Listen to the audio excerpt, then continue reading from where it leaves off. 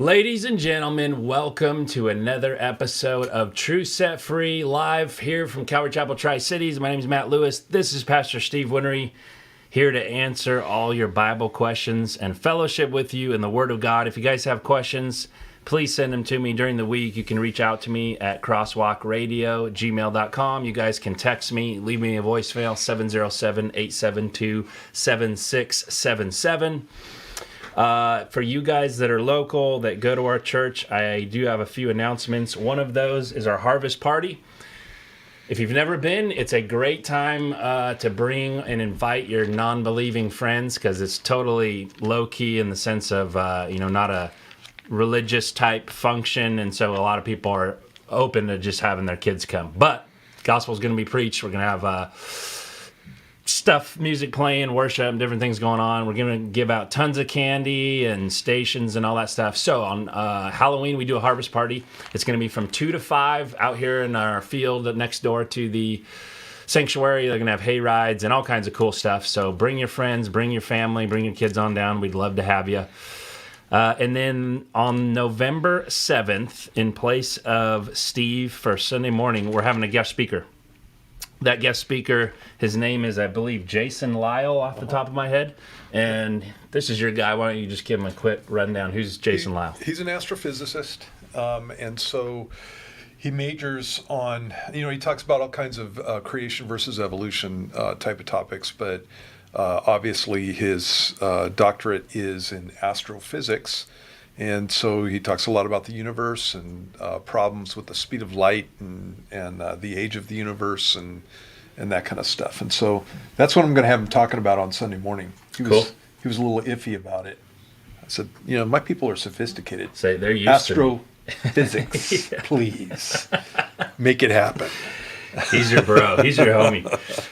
So we are actually going to have him on a special Q&A on a Saturday. So at 5 p.m. is what I have written down here on Saturday. You'll see us on Facebook Live or YouTube or whatever platform you're watching on. Of course, remember, you guys can watch this as soon as the show posts. It takes a couple minutes, and then it posts on Facebook right after. So you can watch it anytime, but if you want to send Jason some questions for all you scientists and what he just said, astrophysicists, Saturday at 5 o'clock is your time to ask Jason questions.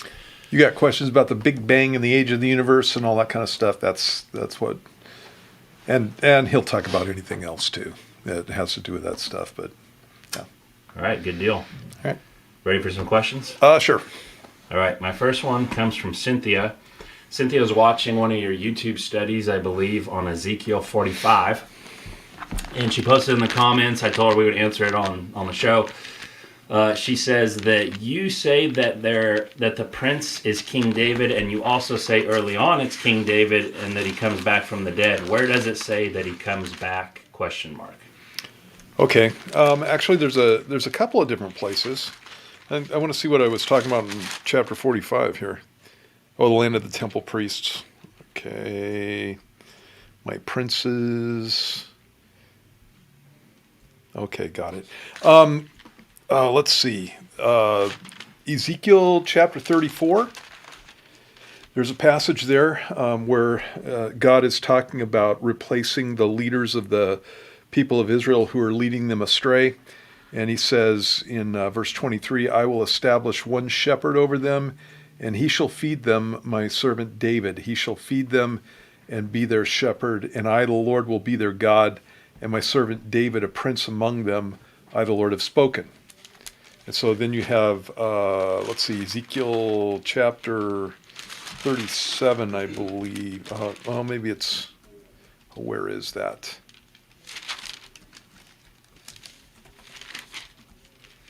Oh my goodness. Let me look at my computer program here.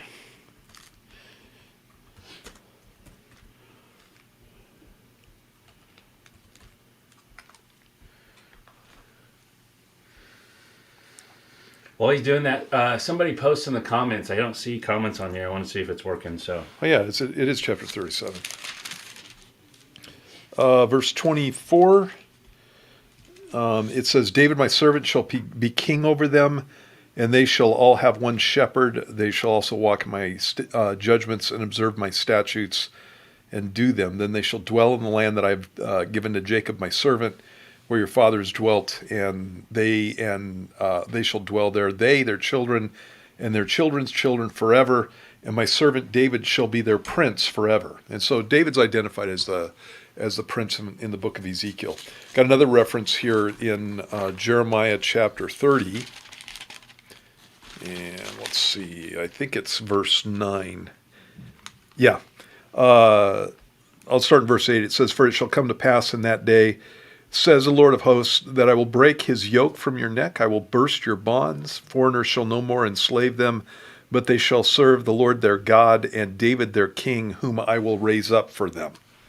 And so you have clear passages. Also, there's another one in Hosea chapter 3, verse 5, that talks about the people of Israel during the kingdom age, during the millennium, serving God and their King David.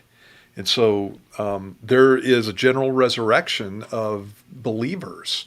And so you have a resurrection of believers before the tribulation period, and that's called the rapture of the church.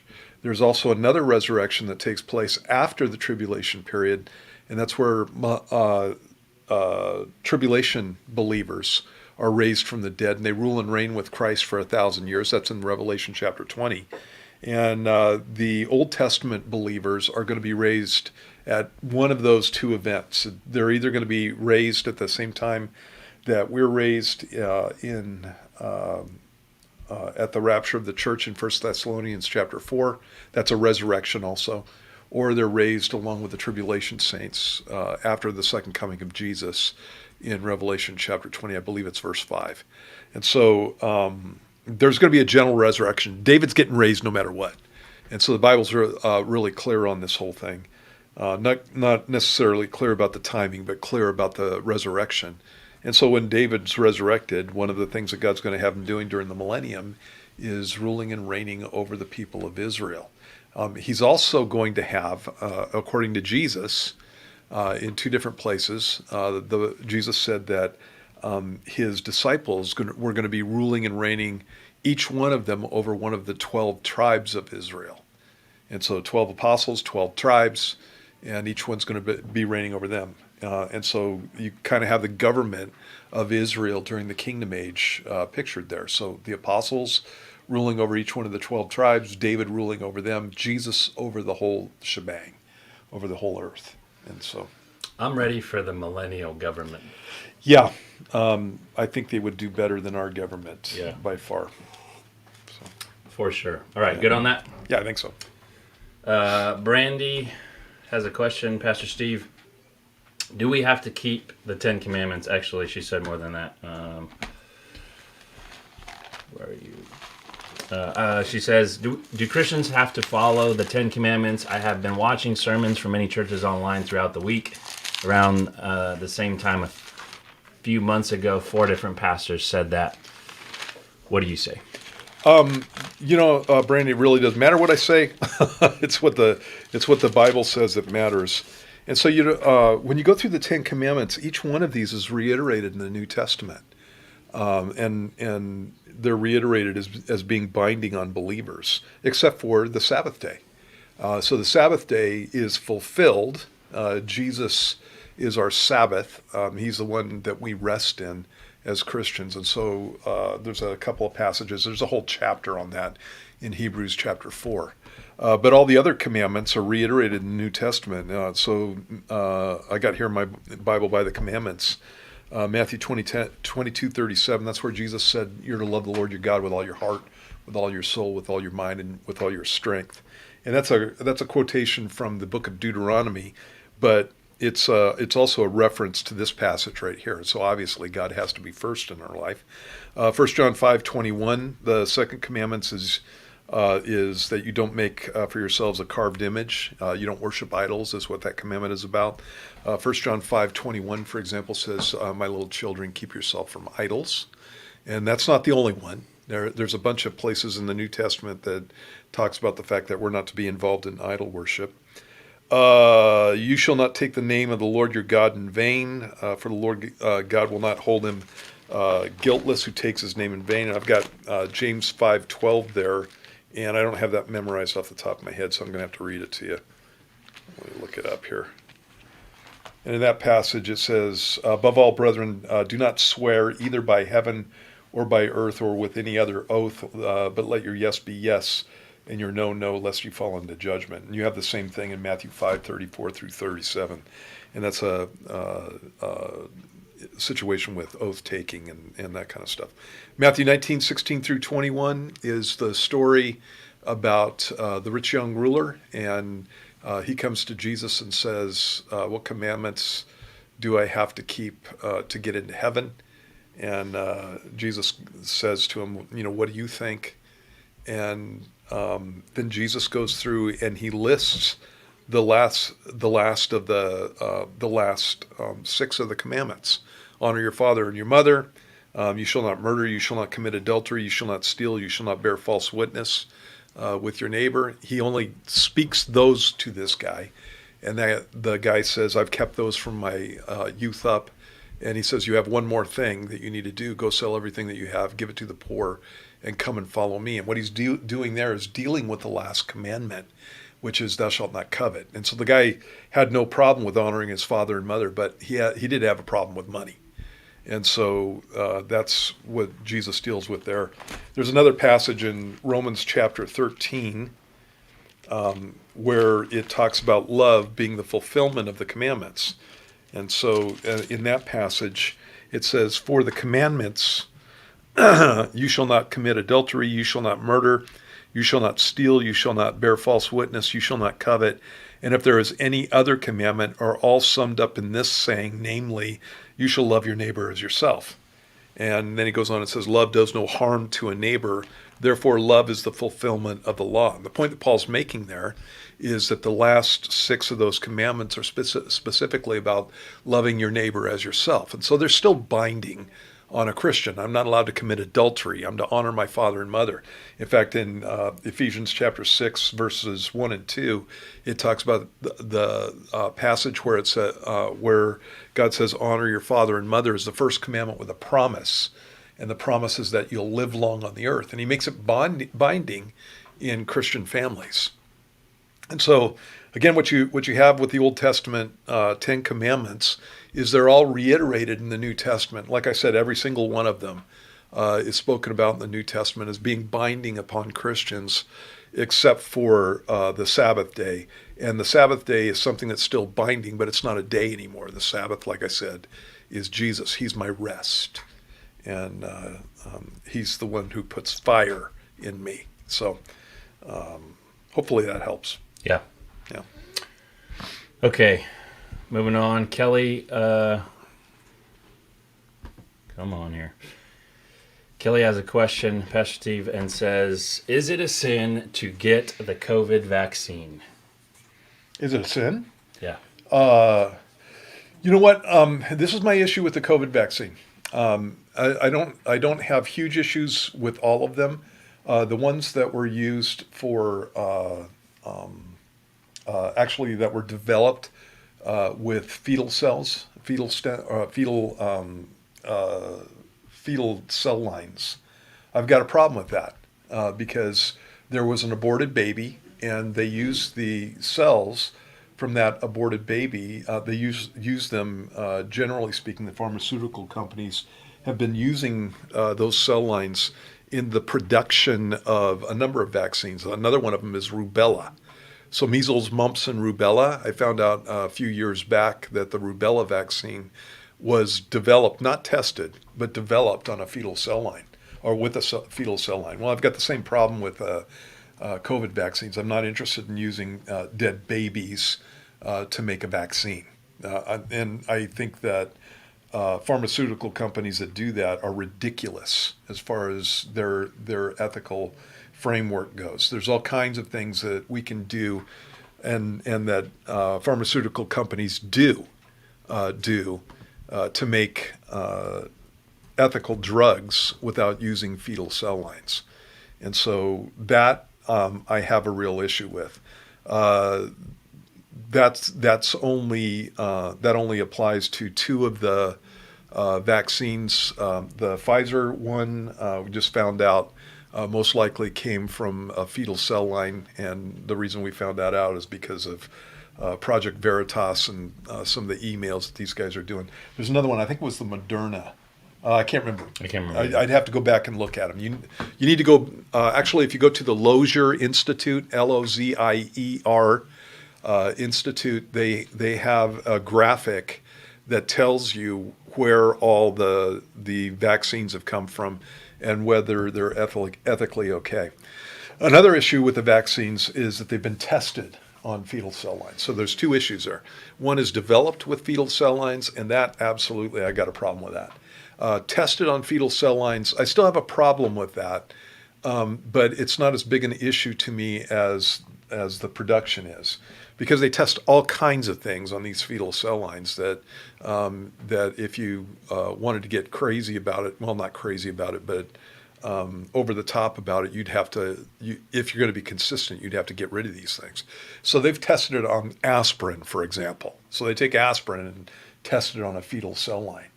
And aspirin was developed before there were abortions in the popular sense of the word, not in the technical sense of the word. And so they invented aspirin. I think it was 1855, something like that. And then some crazy guy comes along and tests it on fetal cell lines. Mm-hmm. You know, same thing with Tylenol. Tylenol was developed in the 50s, and then later on, guys used it on fetal cell lines. And you can go through a number of different things, a number of different products that people have tested on fetal cell lines after they were already developed. And so again, you know, if I was going to be consistent, anything that was tested on a fetal cell line, and if I had a problem with that, in the sense of I'm not going to use that with that kind of attitude or with that kind of issue, then I would have to be consistent across the board and stop taking Tylenol and aspirin and stuff like that, because crazy people went and tested it on a dead baby, right? You know, so to speak. And again, it's not a dead baby; it's cells that come from a dead baby. And you know, the Catholic Church has okayed the COVID vaccines that came from fetal cell lines because some of these cell lines are over 50 years old. So I had a conversation with a buddy of mine about this not too long ago, and he was telling me that there wasn't a biblical reason not to take the vaccines. And I said, well, you know, what about the issue with abortion, using aborted fetal cells? And he said, well, it was so long ago. And so I just went through it with him, and I said, so how long is, you know, what's the statute of limitations on that? And so if the baby was killed 2 weeks ago, is it okay to use their cells? And he said, well, no. And I said, you know, 3 months ago, is it okay? Well, no. 2 years? No. 5 years? No. Okay, so when's the cutoff date here that we've got? And that's always the issue with this stuff. And so the fact that somebody acts immorally 50 years ago doesn't mean that I am separated from the immoral action because of time. The immorality of the action is still the immorality of the action. And so that's one of those things that I just don't want to be involved with. There are other reasons for, that people have issues with the vaccine, and some of them is the experimental nature of it. I've been in a couple of different situations now where I know firsthand of people who've had really bad reactions to some of the vaccines. And so in one of them, a friend, or actually the daughter of a friend of mine, died 10 days after she took the second dose. And I know another lady that her hair is falling out. And it, again, took place after the vaccination. This seems to be, something that's along the same lines as COVID. All this stuff is just anecdotal, but it's along the same lines as COVID. The vaccines seem to have different effects on different people. And so some people, my son has had the vaccine, and he had a couple of days where he didn't feel good, and he got sore. And so he's in the medical field, and so it was one of the reasons that he took it. And didn't have a problem beyond that. But then other people I know have had some real issues, and then you have some of the reporting there's a what's called a VAERS on the CDC site where adverse reactions are being reported. And so I can see why people are adverse to taking the vaccine. I think it's a risk assessment type of situation. Totally. And so with my stepmom, she has a number of issues, a number of health issues, that if she got COVID, it would not be good. And so, there's a chance that there's going to be adverse reactions from the vaccine, but if she gets COVID, there's a really good chance she'd die. Right. And so at that point, you're talking about life or death, or maybe some complications. And at that point, you'd rather take the complications. And that was one of those things that I was looking at with myself. I wasn't really worried about getting COVID because I figured if I got COVID, then I just get it, be sick for a while, and then move on. And that's exactly what happened. I was sick for a while, and then I moved on. Of course, I went to the hospital, and that was no fun. I mean, that's why it has to be choice, right? Because I have a friend who was in his late 30s, got COVID, 12 days dead. Yeah. Like on his living room floor. I have other people who, after their second dose, 10, 12 days dead. And so you can't tell someone who died from the vaccine, who was completely healthy, they have to get the vaccine. That's a personal choice. Right. Yeah. And then if somebody is in the situation where they have COVID and almost died, it's like maybe they need the vaccine. But to your point, one thing you always say with this, or have said before, is that you're only accountable for what you know. Uh-huh. So if you had got the vaccine and you didn't know about the abortal fetal cell thing, that don't let Satan condemn you. You're only accountable for what you know, although we should educate ourselves.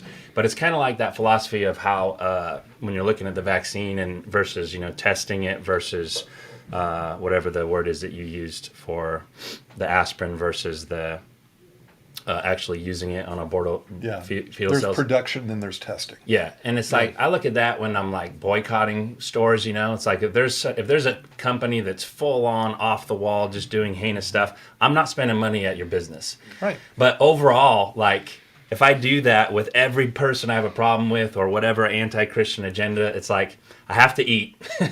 So eventually I got to go to some place to get food. Well, you just got to buy some land and start raising your own food. Yeah, well, there you go. Hey, don't tempt me, man. My friends are moving. Idaho, Texas. Lord's got us here. Yeah. But you follow my point is like eventually it's like you're in the world. Right. So the stuff's gonna have to come up, but you should still be wise and go through what the Lord wants you to do for making stands. There's no reason that I should have to take medications that come from a company that has no moral clue. And so I think pressure needs to be put on pharmaceutical companies to stop the nonsense. Yeah. It's again, even with measles, mumps, and rubella, the MMR, they had an ethically okay vaccine, and they stopped producing it specifically because they got the okay from the Roman Catholic Church that their people could take it. And so that was a financial decision on the part of that company.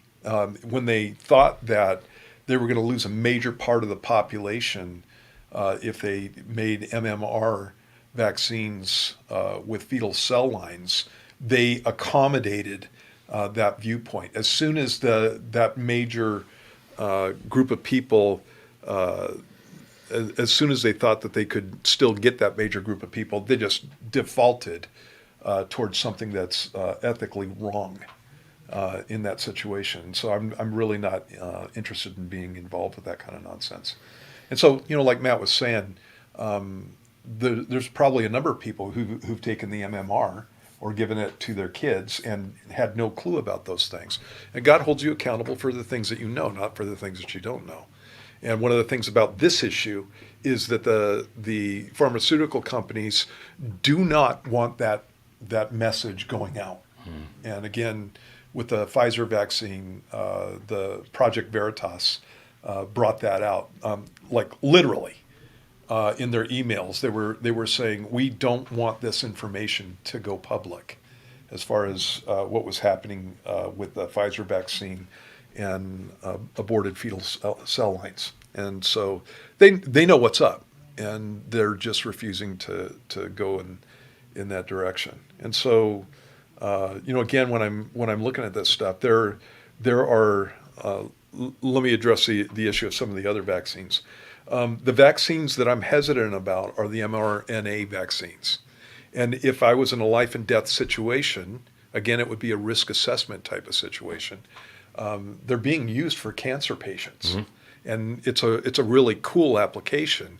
But in cancer, it's die of cancer or maybe have some side effects if you take the mRNA vaccine. And so that's a risk assessment. And so if I had cancer, it would be a no-brainer. Well, sure, I'll take that. And again, depending on the ethical issues there.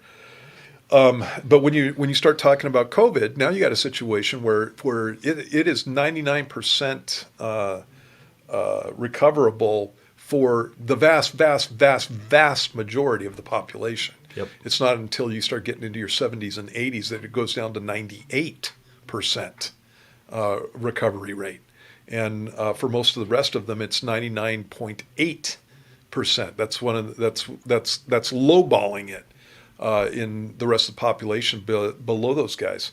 And so when I'm looking at that 99.8% recovery rate versus I take an experimental vaccine that looks like it may be having some issues, I'm going to be thinking about that. And so I don't have a problem with people who don't want to take the vaccine. As a matter of fact, here's another issue with this, and this is just crazy stuff in our culture, because people are trying to take scientific, basically scientific positions on whether or not somebody should get the vaccine. And if you get the vaccine, we all know by now that you can still get COVID. And pass it along. And and that's a problem with having the vaccine, because if I get COVID, or if I have the vaccine, one of the things that we know happens with most of the people who get the vaccine is that it mitigates the symptoms, and so you don't have symptoms that are as bad. So literally, you can have COVID, not be exhibiting the symptoms, and go to work. And so now what you're doing is you're passing around COVID at that point. And we all know that the masks aren't going to keep it from getting out from your mouth, just because of the way that viruses work. And so it's one of the reasons that they're still talking about masking people who've had the vaccine. They know that when you get the vaccine, that you are not free from COVID necessarily. And so what that lets you know is that the vaccine is not protecting anybody except for yourself at that point. Because again, you get the vaccine, you get COVID, you can pass it along. And so you are not protecting anybody with a vaccine except for yourself. As a matter of fact, at our church, we've got some of the guys on staff who've been vaccinated, and one of them just got COVID not too long ago, a couple of weeks ago. And he asked me what he should do, and I said, you're going to stay home like everybody else does. We don't want this stuff passed around. The reason I've had two ushers, and one of them, their whole family vaccinated, second dose vaccinated, got COVID later. Right. And so if you get COVID, you need to stay home, whether you got the vaccine or not. And so again, when you're talking about the vaccines, all it's doing is protecting yourself. You're not protecting anybody else at this point. You're just protecting yourself. And if you're in a situation where you've protected yourself, you get COVID, you're walking around and you don't know that you have the symptoms, or you have symptoms that are just like a common cold, and you're not worried about being out and about. You're spreading COVID at that point. And so again, when you look at the crazy talk about vaccinations and who should be ostracized and that kind of stuff, that is absolutely unscientific. It doesn't deal with the issues at all. As a matter of fact, I'd kind of rather have COVID, know I had it, so I stayed home and didn't get anybody infected, rather than being a silent carrier of this stuff. And passing that whole thing along. And your antibodies are better too. That way, they're saying versus the COVID. But here's the thing that I know now it's a spiritual issue. When I say that, I mean tyranny, and we're going to a one world government and control with a dictator where people will listen to him, and all the stuff that you see going on around the world, Australia and everywhere else. Is that in the statistics that you quoted, 99.98, 60 years old, 70 years old, they are now in California and other places going to K-12 and saying that the little kids need vaccinated, and now they're vaccinating the little kids, and their statistics for COVID is like 99.9999. I mean, it's so off the charts. Yeah, it's like 100%. It's like 100%. Yeah. And so I've had friends show me pictures of 20-year-olds got the vaccine and had to have their whole lung cut out because it turned into a sponge type of side effects. If the recovery is 100%, why would I take my 8-year-old to an mRNA vaccine? And the guy that made the mRNA vaccine says the same thing as far as what you stated on risk-benefit analysis. It's not worth it. And this is the guy that created the mRNA. Right, yeah. So why push it? There's something more. It's like, and with that whole situation, I don't have little kids anymore. But if the government came and told me that I was going to have my little kids, that's a bigger deal to me than whether or not I get the vaccine. For sure. You're not pumping chemicals in my child, especially when we're in the kind of situation that we're in with this. That's ridiculous. 5 to 12-year-olds are not going to get COVID and die. It's just and unless they would die of the flu, or unless they would die of a cold. And that's again talking about a situation where they have other issues that are going on. And at that point, I would be looking at whether or not it would be worth it for my child to have COVID vaccination. So if my child has some kind of immune deficiency and cancer and that kind of stuff, and I knew that if he got COVID, it was going to be bad for him, then at that point I'd be looking at it, but not for a healthy 5-year-old. Absolutely. That's crazy talk. So back to the choice is that. And so now America Facebook is going to crying out loud. they're going to censor us and do all this stuff and I'm wondering if this video is going to post. We'll see. It's harder for them to find it on live videos. So. Is it? Yeah, it's only when you post it. We're tricking them. Yeah. We should change the term. My friend one of the guys listening calls it the cervasis sickness, and they I can't get that algorithm, Facebook. Yeah. All right, Kelly, I bet that was more than what you bargained for. You got the full meal deal on that question. Any other points? Are you good? No, I think I'm good. We've talked, it's COVID's, it's COVID everything. So yeah, I know. We haven't talked about it in a while, but we've talked about it more than we want to. Yeah. Okay. Oh, actually, one more thing. One more thing. Because of the situation that we're in, you go and get the vaccine, you could still get COVID, you could still pass it around. What's happening here is it's in the environment, it's not going away. And so we get to live with this for the rest of our lives. And so one of the things that you got to figure out is how we're going to live with it. Because again, it's not going away. It's not a virus like smallpox or anything like that where it's just confined to humanity. COVID is something that can be passed back and forth between animals and people. They think it came from a bat virus, a bat coronavirus. And so there's, you don't go out and vaccinate bats. And so it's going to be passed back and forth, around the animal kingdom. And so it's here to stay. And there's no getting rid of it. And the vaccine isn't going to do it, not the ones that we have right now. So, we got to figure out how to live with this. Well, I know how we're going to live with it. It's going to be show me your vaccine passport. That's how they're going to live with it. Well, it's still going to get passed around, and that's the point. It's not going away. And so, any more than the flu's going away or a cold is going away, it's a coronavirus. So, it's not going away. All right, I have 2 questions from my brother Eric. And on YouTube, well, let's just do this one because we're talking about it. He says, so why the push for vaccines if they aren't that effective? It's got to be a huge money grab, insider trading, ?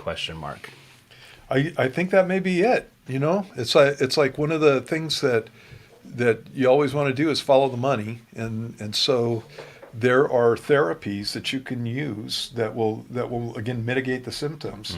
And some of them, it looks like they're at least as effective at mitigating the symptoms as the COVID vaccines are.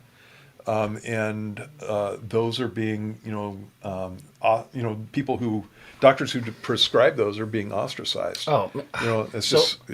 As you know, I got COVID towards the beginning, right? December of 2020. Right, yeah. And so my doctor wrote me this prescription, and I go to the pharmacy to fill it, and they're like, we can't fill that. Yeah. What do you mean you can't fill it? It's from my doctor. Well, and long story short, the higher ups in the, not just the CDC, but the pharmaceutical companies going on down say you will prescribe this. And this has never been done before. This is what people understand. It's always been the doctor's decision to treat his patient and what that doctor sees best. And all the CDC and information, they take all that and they use that to treat their patient how they see fit. Now it's coming down, apparently from money reasons, and they're saying if you prescribe that, we're taking away your license and you're going to lose your job. Right. So why, and again, ivermectin and all the things that CNN goes crazy about and picks on Joe Rogan for because he take horse pills or whatever. Why why take ivermectin and put it in that category when it was over the counter in Africa and you could get it all the time and say you will only treat COVID this way? Why? Yeah, exactly. And so the only thing I can see is money. Yeah. It's a money issue. And I think for politicians, that's just nothing but a power issue. These people have basically painted themselves into a corner, and they've made statements, and they're not willing to go back on them. And it's it's one of those things where when you have people who have a tyrannical attitude and people rise up against that, they are either going to stop it and turn around and apologize, or they're going to go hardcore, and that's what these guys are doing. Mm-hmm. There's no scientific reason for this nonsense, and so again, there's people who know better on this, and it's not people in colleges. It's frontline doctors who know better about this kind of stuff, virologists and that kind of thing. So. Amen to that. All right, moving topics. Eric has this other question. Where did I put it?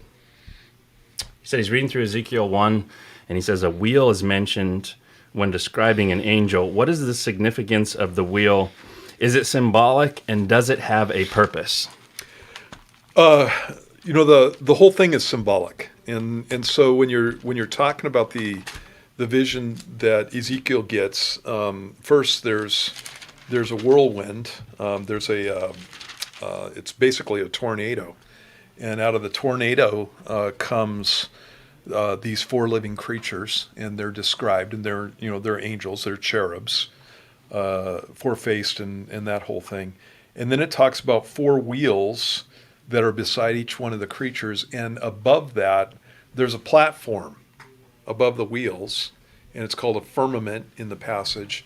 And above that is a throne, and on the throne is the Lord himself. And so that's the vision that's given in chapter 1 and also again in chapter 10. What it's a vision of is the Chariot of God. In fact, Eric von Daniken wrote a book, The Chariots of the Gods. Well, he got it from this passage right here. And so it's a picture of the Chariot of God. It's also a picture of the throne of God. And so you got a number of things in the vision that are symbolic. And so the angels themselves have four faces, and one's the face of an ox, and one's the face of a man, one's the face of a lion, one's the face of an eagle. Let's start with the lion. The lion is a term that's used for, actually it's a symbol of the tribe of Judah, Lion of the tribe of Judah, and it's a symbol of the Messiah. And so in Matthew's gospel, Jesus says Messiah the King, and so the lion goes really well with that gospel. The ox is a picture of a servant, and in Mark's gospel is the gospel that speaks the most about the things that Jesus did for people. It's also the gospel that has no genealogy of Jesus. Matthew's gospel has a king's genealogy. Mark's gospel has no genealogy. Luke's gospel is all about the humanity of Christ, and so you got the genealogy from Jesus's mother, Mary. And then John's gospel is about the one from heaven. And the genealogy you're given there is, in the beginning was the Word, and the Word was with God, and the Word was God. And so that's his real origins. And so in Mark's gospel, it's a gospel about Jesus serving and you don't worry about where a servant came from. Thus, no genealogy. So an ox goes really well with that. Luke's gospel is the one that's most about the humanity of Christ, and so the face of the man goes really well with that. And then finally, John's gospel is about Jesus being God's son, the one who came down from heaven. And an eagle is an animal that dwells in heaven symbolically in the passage, and so that goes really well with John's gospel. And so you have the four faces lining up with the gospels. When you're talking about the chariot of God, a chariot in the Old Testament is a tank to us. So it's a symbol of warfare, basically. And so you have the Lord of hosts, who's coming on his chariot, right? And then obviously you have the throne of God, and he's being pictured as a king there. When you look at the wheels in this passage in Ezekiel chapter 1, verse 17, it says, when they moved, they went toward any one of four directions. They did not turn aside when they went. As for their rims, they were so high, they were awesome, and their rims were full of eyes all around the four of them. So wheel within a wheel, turning different ways. And that's the idea that God has the ability to be anywhere that he wants. It's that kind of picture. Eyes everywhere is a picture of the omniscience of God. God sees everything. God knows everything. And so that would be some of the some of the symbology of the passage. And so generally speaking, I think the wheels are something that are indicating, well, again, it's a militaristic term. So it's a chariot of God. And so it's God's tank brought down to the earth with a throne on top of it. So cool. There you go. All right. Did you get the email that I sent? Yeah. Okay. This is let me look at it. I don't know how to paraphrase this is what I'm saying. So they say in Numbers 25, Phinehas intervenes. There's a plague stayed. Mm-hmm. In Joshua 24, Judges 2:7, similar verses explaining people served the Lord during Joshua and elders' days. Judges 2:10 states next generation doesn't know the Lord or his works. Judges 20:28, Phinehas stood before the ark. Then in this chapter, the tribe of Benjamin is slaughtered except 600. And then last verse in 1 Chronicles 9:20 tells us the Lord was with Phinehas. And so the question is, Phinehas is part of the older generation spoken of, right? ? Since he was there and acted so quickly in Numbers 25 and the plague was turned away, he knew the Lord's works, ? And says he'd seen plagues. So is there a reason he did not stand up during the time of Judges when Israel was declining? Well, I think he did.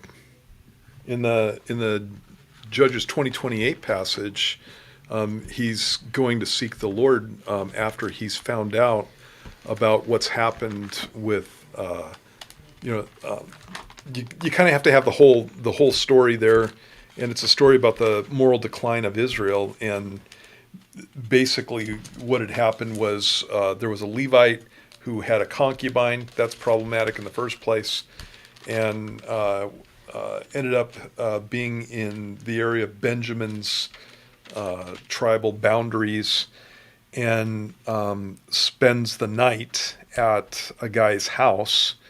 And some of the Benjamites come up to him and want to rape him. And they do the same thing that happened at Sodom and Gomorrah, come and bang on the door. And they want him to come out. And what ends up happening is he throws his concubine out the door, and they rape her all night. And in the morning, she's laying on the front door stoop, and he's about to take off and go on his journey. He tells her to get up, and she dies right there. And so what he does, being the man of God that he is, a Levite, is he chops her up into 12 pieces. And he takes each one of the 12 pieces and he sends it out to the different tribes of Israel and says, look at what the men of Benjamin have done.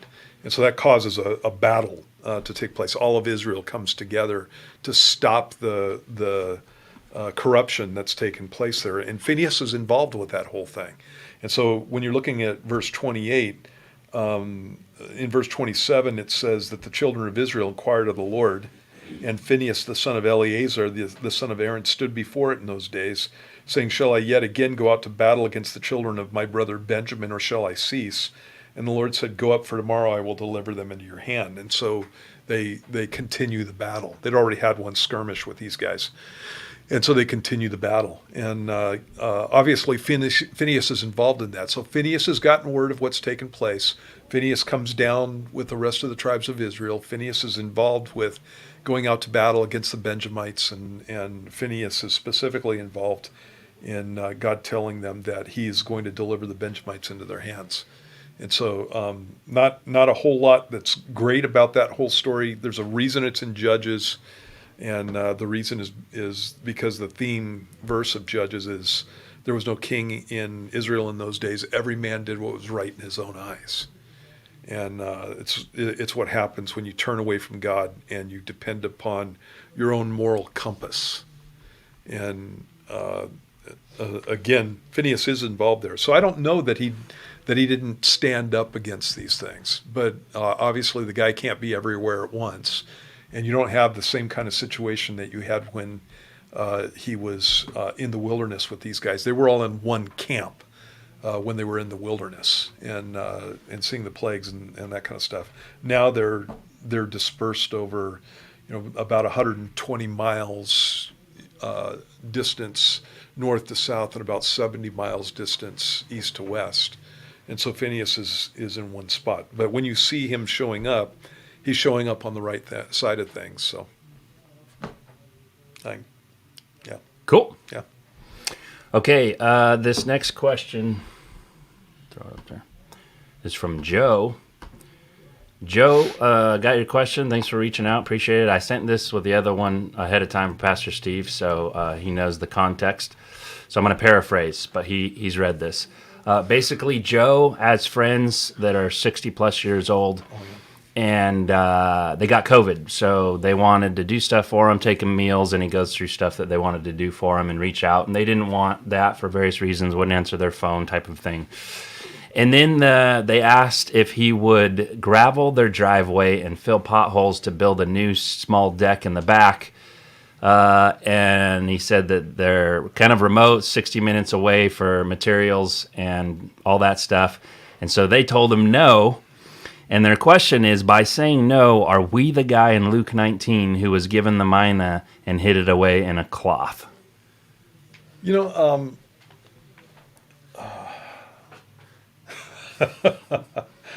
I just had COVID, and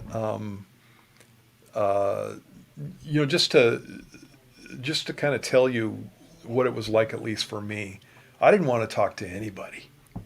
And so the phone rang, and I, unless I knew exactly who the person was, and sometimes if I did know who the person was, I didn't answer it because I didn't want to talk to anybody. It was the weirdest thing, you guys. It's like I just sat there and didn't really care about a lot, and I think it's part of what's going on with the disease. I felt really bad, and so I wasn't interested.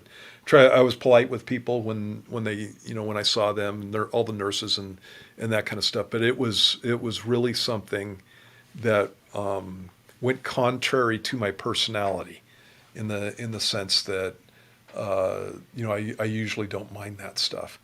And so when you're talking about they didn't answer to their phone, that kind of stuff, I probably would have, I had my phone off for much of it, and I would look at it to see if it was an emergency, and again, I didn't want to talk to anybody. Yeah, there were times when I didn't talk to my daughter, and I love her with all my heart. And so the first part of your information there, that may have been what's going on. As far as going over to somebody's house and filling potholes and that kind of thing, that's the kind of thing that I pray about when I'm looking at issues. And if somebody has a need, I generally default towards helping people out. But I got 4 acres, and I spend a lot of time down here too, and I've only got so much time. And so when I look at the things that I'm going to do for people, I obviously don't want to do them halfway, and so I have to figure out whether or not I've got the ability to do that, the time to do it, and that kind of thing. And I don't have as much time as I did when I was younger. And besides, I have a wife, and she'll beat me if I don't show up at home. And so I'm a little afraid of her. You're supposed to laugh louder. Hopefully she's watching, and she'll learn her lesson. We feel so sorry for you. Yeah. So, I have to pick and choose what I can and can't do. And again, I have the kind of attitude where I'd like to do everything, but obviously I can't.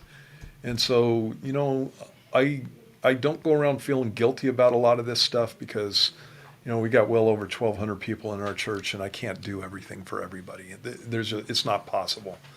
And so I pray about those things and, try to see what God would have me do, and then I respond accordingly. And so I don't think that you're, one of the guys, or like the guy with the Mrnas. But if you're feeling convicted about it, I think that you need to go to the Lord and you need to talk to him about it and see what he says. Because what I say to you, I can tell you, no, you don't have to go build his deck for him and that kind of stuff. And it might be exactly the opposite of what the Lord wants for you. Another thing that I would be looking at in the situation is, do you know how to build the deck? And so, it's like I don't just do things for people if I don't know how to do them. Yeah. And, if somebody comes over and says, Steve, can you help me rebuild my transmission? The answer is no. I literally can't help you rebuild your transmission. And if you want me to take off an alternator, that's another thing, And so it's whether or not you actually can do it. And so, you go through your life and you look at priorities that God would have you do, and you don't want to be somebody that is just looking, constantly looking out for your own comfort and that kind of thing. You want to love people like Jesus loves them. But again, you can only do so much for people without violating what God's told you to do in other issues. And so that's a matter for prayer. I know that I didn't answer your question, but it is a matter for prayer. And so if you came up to me, if I asked you to build my deck and you said, you know what, I really can't do it, I wouldn't hold it against you, and so. Yep. Yep. Okay, next question says this. I have a Christian friend that comes to church most weeks but won't get plugged in or do anything else. They're not part of any ministry, they don't serve, and they don't go to any small groups. Am I supposed to say something? ? Do I still hang out with them? What does the Bible say about this situation? You want to be involved with people who love the Lord and really go for it with Jesus. Okay, and so you want to be involved with people who are going to spur you on in your walk with Christ, right? And so that's one issue that you're looking at. The other issue that you're looking at is that when you have a weaker brother around you, you don't want to just, go, you know what, you don't live up to my standards, and so I'm not speaking to you anymore. Mm-hmm. People have to grow. And so it's kind of a balance of those two things. There's a passage in 1 Thessalonians chapter 5 that says in verse 14, now we exhort you, brethren, warn those who are unruly, comfort the faint-hearted, uphold the weak, be patient with all. It goes on and talks about a couple of other things. In another passage, it talks about unruly brothers and sisters being people that you need to step away from. In 2 Thessalonians chapter 3 and verse 6, it says, we command you, brethren, in the name of our Lord Jesus Christ, that you withdraw from every brother who walks disorderly, and not according to the tradition which you received from us. For you yourselves know how you ought to follow us, for we were not disorderly among you. Nor did we eat anyone's bread free of charge, but worked with labor and toil night and day, that we might not be a burden to any of you, not because we do not have authority, but to make ourselves an example of how you should follow us. It goes on and says, verse 11, for we hear that there are some who walk among you in a disorderly manner, not working at all, but are busybodies. Now those who are such we command and exhort through our Lord Jesus Christ, that they work in quietness and eat their own bread. But as for you, brethren, do not grow weary in doing good. And if anyone does not obey our word in this epistle, note that person, and do not keep company with him, that he may be ashamed. Yet do not count him as an enemy, but admonish him as a brother. And so that's talking about somebody who's got a walk that is contrary to what Scripture has to say. And it goes along with the other passage in 1 Thessalonians chapter 5. Warn those who are unruly, comfort the faint-hearted, uphold the weak, be patient with all. And so there are times when you need to withdraw from people because they're not walking with the Lord and they're not willing to walk in a way that's pleasing to the Lord. And then there are times when you need to be an encouragement to somebody. And so, the fact that he's not going to home fellowships, the Bible doesn't say thou shalt go to church on Sunday and Sunday night and Wednesday and home fellowships on Tuesdays and Thursdays. I would be looking at that situation and just going, is the guy in fellowship? Is he going to church? And maybe he could be doing more, and that's absolutely true. But there's a passage in Romans chapter 14 where Paul says, "Who are you to judge another man's servant?" And so that's one of the things that I take to heart. Who am I to judge another man's servant? And this guy's serving Christ, and Jesus has got this. And so what I do is pray for a guy like that. Pray that he would get a little bit more involved, and specifically not so that I can hang out with him, but so that his walk can be something where he's not going to end up walking away from the Lord or having some real problems. It needs to be, my concern for people needs to be others-centered in that kind of sense. And then there's the choice of if I'm hanging out with somebody who says that they're a believer and they're drawing me away from the Lord, I need to pick sides in that issue. And Jesus needs to always come out on top. And so if it's a choice between Jesus and anybody else, I need to be picking Jesus in that situation. And it's when it comes to that is what I'm talking to you about. And so I had buddies of mine when I was a weak believer who encouraged me. They prayed for me continually, invited me to everything. We did Bible studies together, that kind of stuff. And they made a major impact in my life until God really got a hold of me, and I started going for it with the Lord. And so God may be using you in this situation in the same way He used my friends with me. So, yeah, I think in this situation, especially if you love the person, and when I was a new believer, it's like, man, what do I have to do to reach this person? And that's where I was confused, is that it's the Lord. Yeah. And so I don't know if you remember this, but years ago I brought a coworker to church, and I've been working on this guy for months, finally got him to come to church, and total heathen, type of guy. And so afterwards I'm like, hey, because he wanted to meet you or something. I'm like, hey, you want to go meet Pastor Steve? You want to go talk to him? He's like, yeah, I'd like to do that. And so I walk up after church, and I'm like, hey, Steve, this is my friend, so-and-so. And he's like, hey, I listen to your Bible studies and this and that. And Steve's like, hey. That was it. And I'm like, that's it? I'm like, I'm inviting this guy. I'm like, what is going on here? And what God showed me is that he Steve doesn't care about people. But is that Steve wasn't interested in having it be about him, right? Having it be about... That's me, totally. Having him come to church because he likes his Bible studies, and it was just like, God's going to take care of this. And it changed my thinking on this, is that, yes, I love them. Yes, if they're getting weird or not coming to church, I'm going to send them texts or reach out and go, hey, where you been? Can you come to this thing we're doing, our event? And then it's on them. And I don't have to be all, sin sniffer or be the one, because it's not me that's going to save them anyway. Right. They're either going to have a relationship with the Lord or it's not. And then if you don't let that happen naturally, you're just going to turn them off. Right. Because now you're like calling them all the time and they don't want to talk to you. And it's like, man, this guy's annoying and you're just going to break the situation. So understanding that the Lord really has people really changed how I approach this thing. Yeah, it's one of those things where they either are going to have a relationship with Jesus or they're not. And you can encourage that, but you can't make somebody follow Jesus. And I made those mistakes before too. And yeah, if he was gushing on me, that's what he would get from me. It's like, hey. Hey, you're awesome. I listen here. Yeah. Cool. I'm like, well, see you later.